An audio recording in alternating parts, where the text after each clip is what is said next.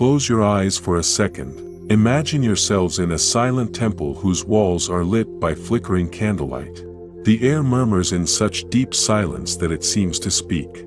This is the sacred silence in which ancient mystics once whispered truths not written in books, but etched into the fabric of existence.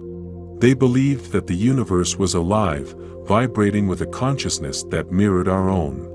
For them, reality was not a cold mechanism of coincidence, but a living dance between the seen and the unseen, the finite and the infinite.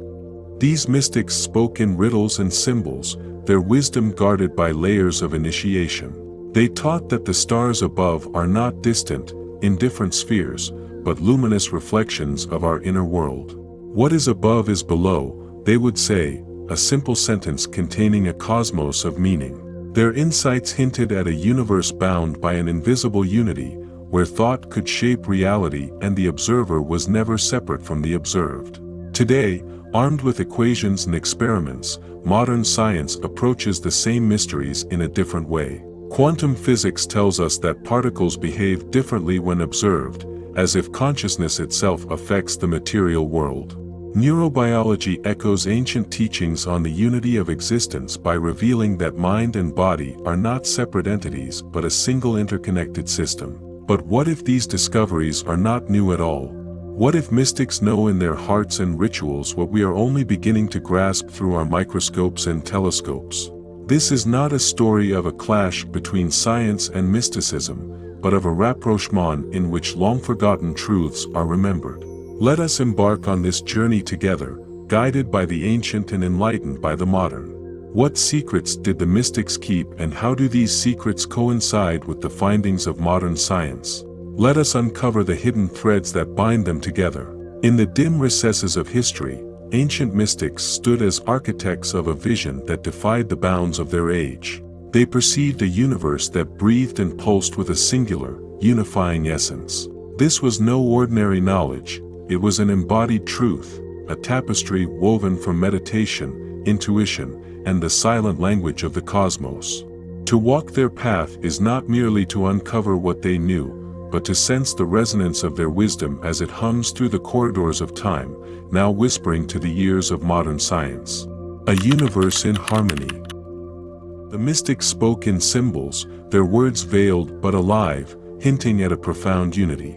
Their axiom, as above, so below, revealed a startling symmetry between the heavens and the human soul. They gazed at the stars and saw reflections of themselves, not merely as observers but as participants in a cosmic dance. Modern science, with its quantum theories and celestial discoveries, is beginning to approach the same truth. When physicists describe entangled particles, bound across vast distances, acting in perfect harmony, they echo the mystics' revelations. The universe, it seems, is a symphony, and we are its notes. To the mystics, the body was not merely flesh but a vessel of energy, crisscrossed by invisible rivers of vitality. These were the chakras, the meridians, the pathways through which the spirit animated the physical. For centuries, such notions were dismissed as mere poetry. Yet today, the study of bioenergetics and neuroplasticity confirms the intricate relationship between thought, energy, and matter. Practices like acupuncture, once deemed mystical, are now validated by science, revealing that the ancient maps of the body's energy systems were not fanciful but profoundly perceptive. Beneath the dome of the night sky, the mystics read the stars as one might read sacred text. Astrology, now often trivialized, was for them a profound study of archetypes and cycles, a celestial guide to human existence. Modern cosmology, with its telescopes and mathematical models, unveils a universe far more mysterious than even they could have imagined: dark energy, black holes, and dimensions beyond our comprehension. Yet these discoveries often circle back to the mystics' core insight, that the cosmos is alive with meaning, and humanity is intrinsically woven into its fabric. The mystics turned to nature not merely to survive but to understand. A river's flow, the bloom of a flower, the rhythm of the seasons, all were seen as reflections of deeper truths. Indigenous traditions, in particular, revered the earth as a living entity. This animistic view, dismissed by industrial modernity, now finds validation in the ecological sciences. The concept of Gaia, Earth as a self-regulating organism, is but a modern articulation of the mystics' vision. We are rediscovering what they always knew, that to harm the earth is to harm ourselves. Eternal truths. The mystics' methods, prayer, fasting, meditation, were not rituals for their own sake but gateways to an expanded perception of reality. In these practices, they touched the infinite, the formless, what some might call God or the source. Today, neuroscience confirms the transformative power of these disciplines. Meditation alters brainwaves, deepens empathy, and enhances creativity. It is as if the ancient techniques were finely tuned instruments, calibrated to access dimensions of understanding that modern science is only beginning to measure. As we map the intersections of ancient mysticism and modern discovery, a remarkable pattern emerges. The mystics' insights, once dismissed as metaphysical musings, align with some of the most groundbreaking revelations of our age. From quantum mechanics to epigenetics, from systems theory to cosmology, science is converging with wisdom traditions long thought obsolete. But this is not merely a meeting of methods, it is a reunion of ways of knowing. Where science measures, mysticism intuits; where science explains, mysticism evokes. The mystics remind us that knowledge is not enough.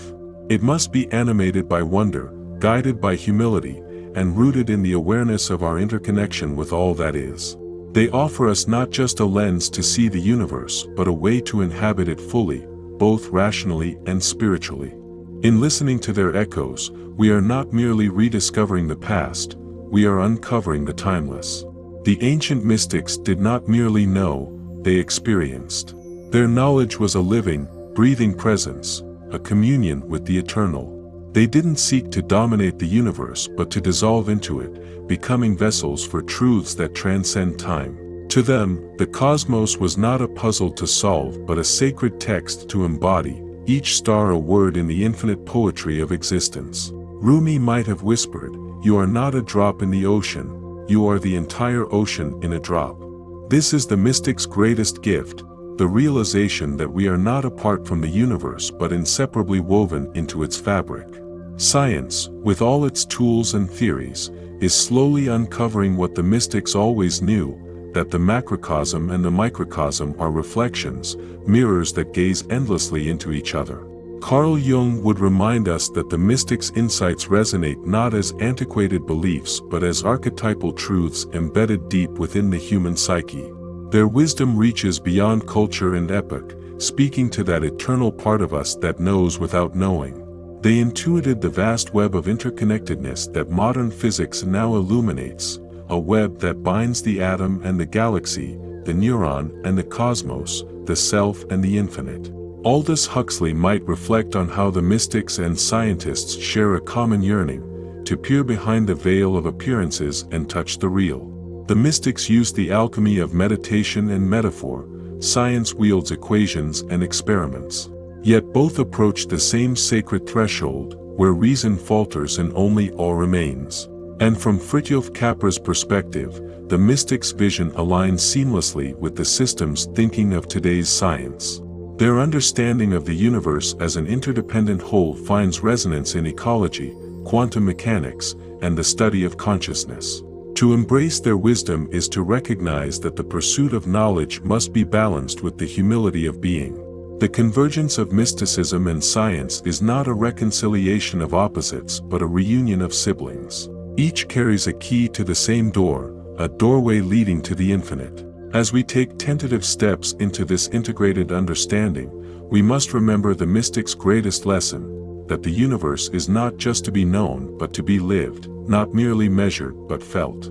In their timeless words and practices lies an invitation, not to master the cosmos but to become it, to awaken to our place as both the observer and the observed. To see the stars not just as distant fires but as reflections of the divine within. In doing so, we honor the wisdom of the past, illuminate the questions of the present, and step boldly into the unfolding mystery of the future.